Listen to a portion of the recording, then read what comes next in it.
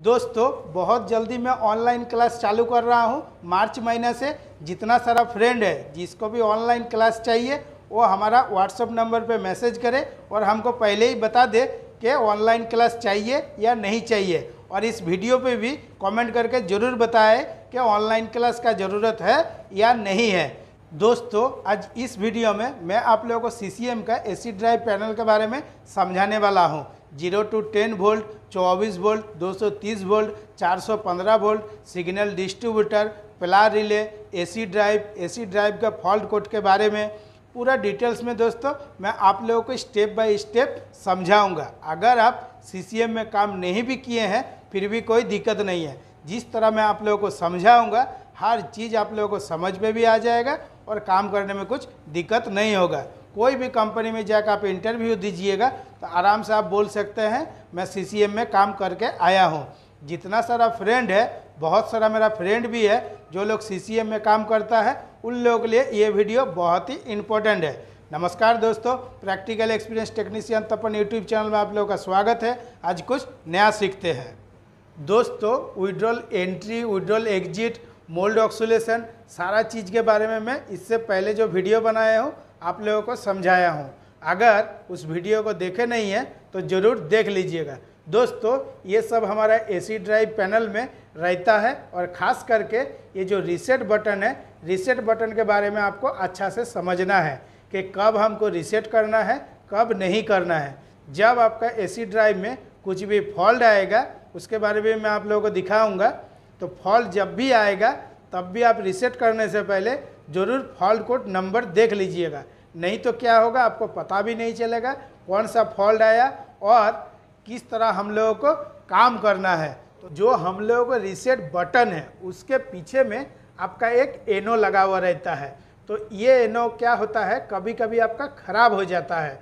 तो जब आपका ख़राब हो जाएगा तब ये जो दोनों वायर है, ये दोनों वायर को आपको खोलना है और मल्टीमीटर को कॉन्टिन्यूटी में सेटिंग करना है और चेक करना है कि हमारा एनो सही है या ख़राब हो गया है। ठीक है दोस्तों, जब हम लोग दबाते हैं रीसेट बटन को, इस जगह में आपका NC होता है, तब आपका ड्राइव रीसेट होता है और इसके साथ आपका एक प्ला रिले का कनेक्शन रहता है। वही आपका क्या होता है, पहले आपका लाइट नहीं जलता है, जब आप रीसेट कर दीजिएगा तब आपका लाइट जल जाएगा। इसी को देख के हम लोग समझ जाते हैं कि हम लोगों का रीसेट हुआ है या नहीं हुआ है। इसके बाद दोस्तों आ जाता है हम लोगों को मेन RYB सप्लाई, जो हम लोगों का AC ड्राइव में इन होगा। तो दोस्तों ये जो हमारा फास्ट वाला MCB है, ये हमारा विड्रॉल एंट्री के लिए है, ये हमारा विड्रॉल एग्जिट के लिए है, ये हमारा मोल्ड ऑक्सीलेशन के लिए है, ये हमारा एल्युमिनियम वायर फीडर के लिए है, ये हमारा 230 वोल्ट सप्लाई है, ये हमारा 24 वोल्ट सप्लाई है। ठीक है, अभी ये देखिए हमारा जो R, Y और B है ये हमारा इन हुआ। इन होने के बाद आपका नीचे से आउट हो रहा है। आउट होके कहाँ पे आ रहा है, हमारा चौक में आ रहा है। ठीक है, चौक में आने के बाद आपका आ रहा है AC ड्राइव में। ठीक है, इसी तरह दोस्तों विड्रॉल एग्जिट, मोल्ड ऑक्सीलेशन और एल्युमिनियम वायर फीडर सबका आपका सेम टू सेम बना हुआ है। ठीक है दोस्तों, अभी आपको जानना पड़ेगा कि हमारा ये जो चौक है, तो ये चौक कोई कारण से अगर ख़राब हो जाएगा तो आपका सिस्टम चलेगा या नहीं चलेगा। दोस्तों ये चौक ख़राब होने के बाद बाईपास करके आप चला सकते हैं, लेकिन जितना जल्दी हो सके चौक मंगा के लगवा दीजिएगा। इसके बाद दोस्तों हमारा आ जाता है AC ड्राइव। ये हमारा विड्रॉल एंट्री के लिए है 3.75 किलोवाट, ये हमारा विड्रॉल एग्जिट के लिए है 3.75 किलोवाट, ये हमारा मोल्ड ऑक्सीलेशन के लिए है 5.5 किलोवाट का AC ड्राइव, ये हमारा एल्युमिनियम वायर फीडर का है 0.75 किलोवाट। तो दोस्तों ये हो गया हमारा 4 गो AC ड्राइव। ठीक है, अभी इसके बाद आपका स्टेप आ जाता है सिग्नल डिस्ट्रीब्यूटर का। तो दोस्तों ये है हमारा सिग्नल डिस्ट्रीब्यूटर। ठीक है, इसको हम लोग सिग्नल डिस्ट्रीब्यूटर बोलते हैं और इसमें जो इनपुट सप्लाई है ये आपका 230 वोल्ट रहता है।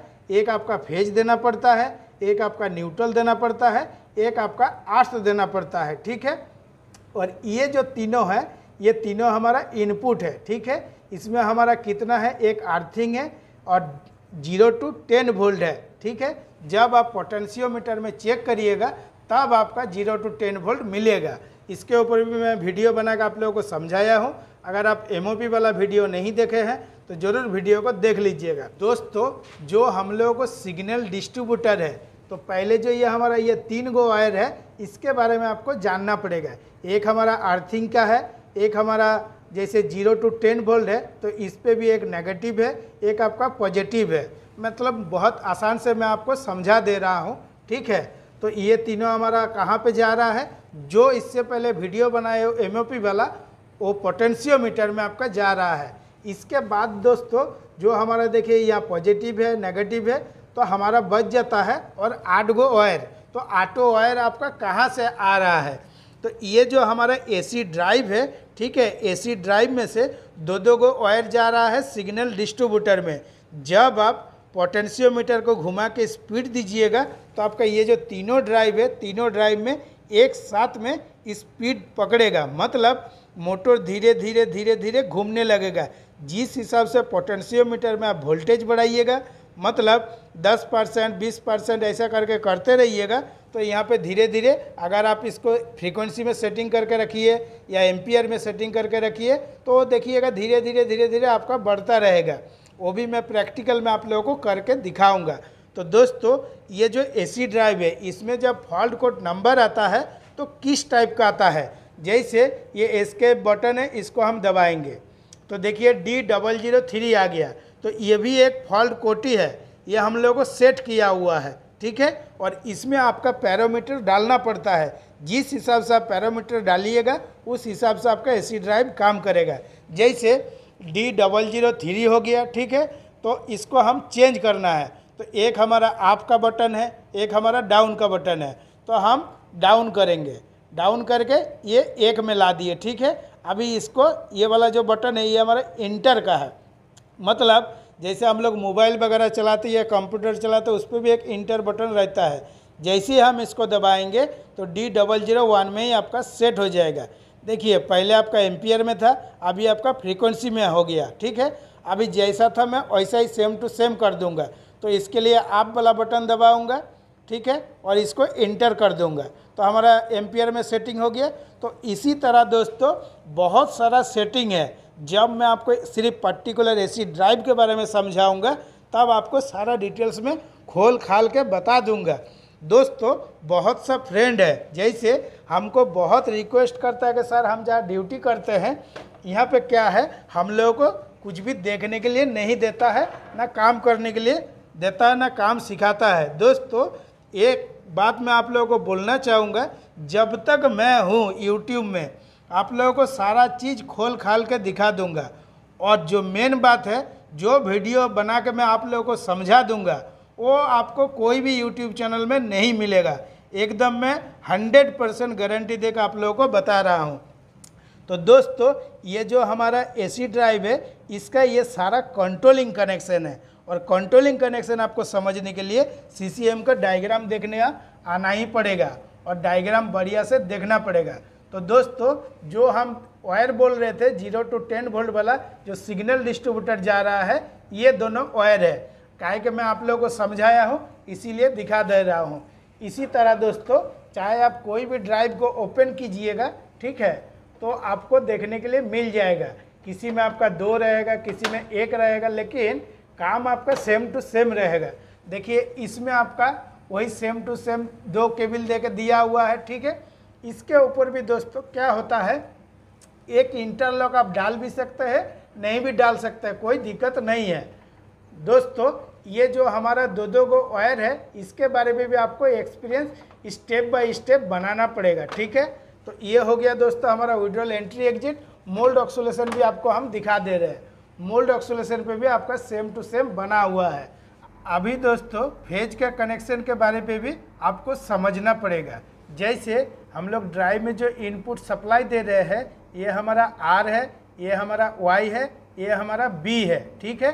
तो ये हमारा इनपुट हो गया। ये कहाँ से आया है, पहले MCB में आया था, उसके बाद चौक में आया है, और चौक में होते हुए ये हमारा इन हुआ है।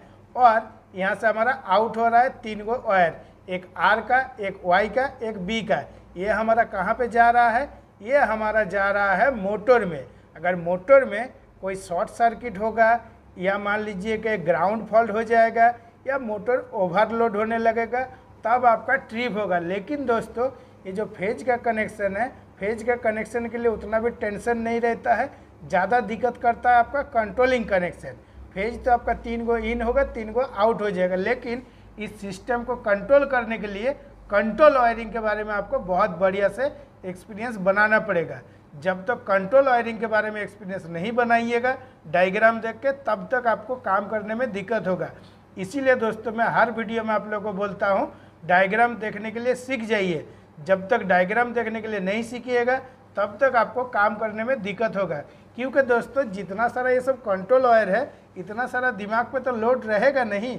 जब भी फॉल्ट आएगा तभी आपको डायग्राम देख के ही काम करना है।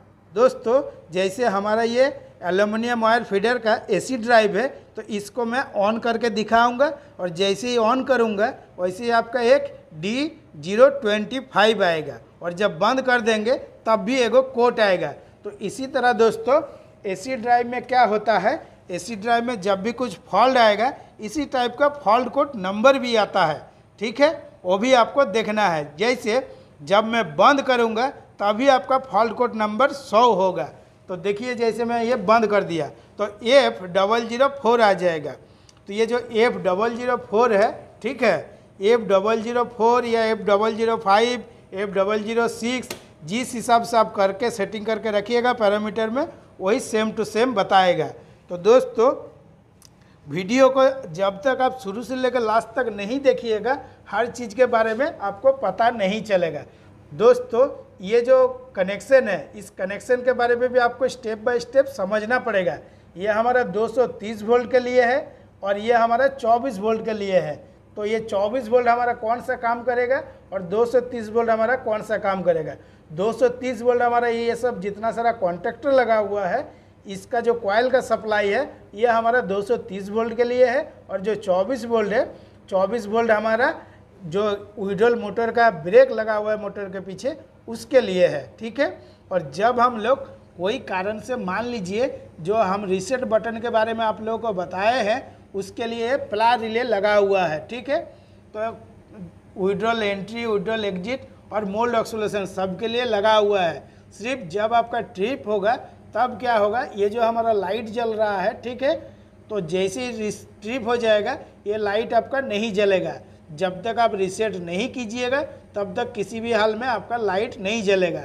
अभी दोस्तों आपको ये जानना है, जैसे मैं आपको शॉर्टकट में बता दे रहा हूँ, ये ऊपर वाला विड्रॉल का हो गया, नीचे वाला मोल्ड ऑक्सीलेशन का हो गया और ये एल्युमिनियम वायर फीडर का हो गया, ये हमारा पावर पैक का सप्लाई का हो गया। एक रहता है ऊपर के लिए पावर पैक का सप्लाई, एक नीचे में लडेल के पास। ठीक है दोस्तों, आरटीसी हम लोगों को कब आएगा, तो ये जितना सारा ड्राइव है, 4 गो ड्राइव है, 4 गो ड्राइव हेल्दी पोजीशन में रहेगा तभी आपका आरटीसी आएगा। और इसके साथ हाइड्रोलिक का भी इंटरलॉक दिया हुआ रहता है और आपका प्राइमरी वाटर का भी इंटरलॉक दिया हुआ रहता है। उसके बारे में भी आपको जानना पड़ेगा। मैं आपको शॉर्टकट में समझा दे रहा हूँ। ये जो कॉन्टैक्टर है ये हमारा आरटीसी के लिए है। पहले ये मेन कॉन्टैक्टर ऑन होता है, उसके बाद ये कॉन्टैक्टर ऑन होता है। कोई कारण से अगर ये कॉन्टैक्टर आपका ऑन नहीं होगा तो आपका आरटीसी नहीं आएगा। ये हमारा क्या लिखा हुआ है, main drive withdrawal unit stand 1, मतलब जो हम लोगों का सेलेक्टेड स्विच लगा हुआ है।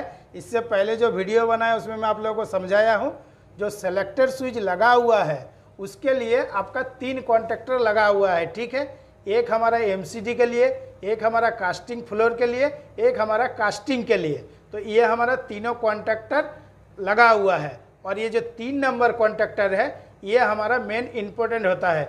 जब हम लोग सेलेक्टर स्विच को 3 नंबर में डालते हैं तब हमारा आरटीसी आता है और उस टाइम ये कॉन्टैक्टर आपका ऑन होना चाहिए।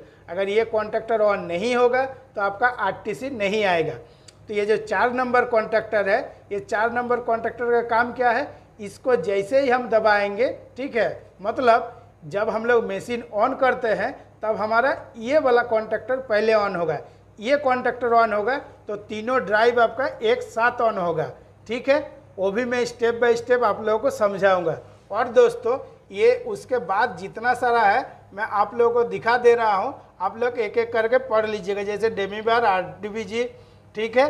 और इसके साथ हमारा आ जाता है पुशर, हाइड्रोलिक, ये सब के बारे में भी मैं स्टेप बाय स्टेप बताऊंगा।